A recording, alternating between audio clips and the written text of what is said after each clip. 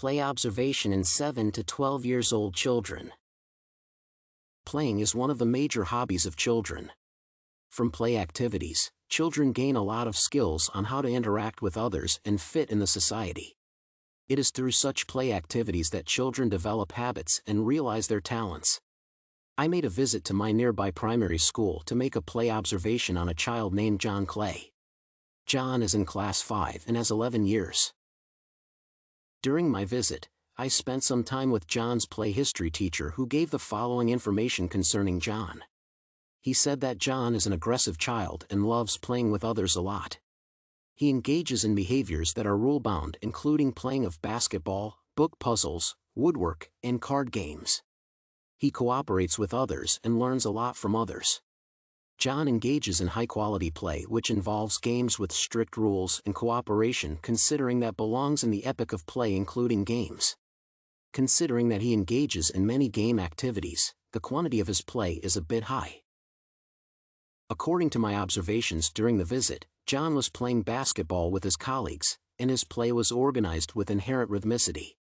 He also seemed to be very confident and comfortable in the play environment.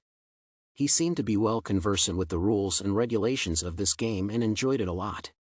Considering the level of arousal, the child demonstrated an elevated level of arousal. Maybe he was so aroused because of the enjoyment that he feels when playing basketball. He shouted and laughed a lot with his fellow playmates during the game.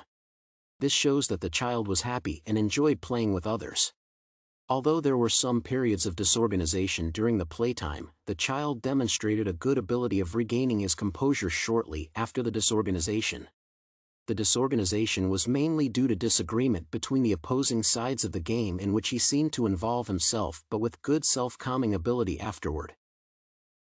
The environment in which these children were playing was an open, free, interactive field where they had all the freedom to interact and share ideas with their fellow friends. Although there was a form of supervision during the playtime, its main purpose was to restrict the children from harming one another and ensure that they are playing peacefully. According to my observation, the supervision was not very strict to inhibit the children from free interaction. Therefore, the environment generally supported play interactions. The population around, including teachers and other groups of children present, valued the play a lot. Some enjoyed watching the play and giving advice to the players they support. Most of them seemed to support a friendly kind of play, though there was some form of competition. The logic was to enjoy the play at the end of the day, but not to witness any form of friction among the players.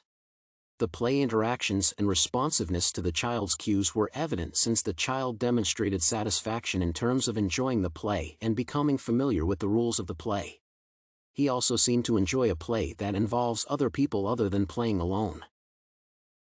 Considering this school environment, the child had a lot of opportunities to fully interact with other people, including his fellow schoolmates and teachers. He enjoyed playing basketball with his classmates during playtime, and this is the event that I concentrated on when making my observations. In conclusion of my reflections, this was a wonderful experience, and I enjoyed each and every minute of the whole event. The teachers also felt good about the whole event, and it acted as a source of encouragement to them, especially to play history teachers. The child played well with others, and I was able to assess a positive report for him, although he seemed to be so much into play than any other responsibility. I observed this after the playtime. He did not want the playtime to come to an end and go back to class for studies.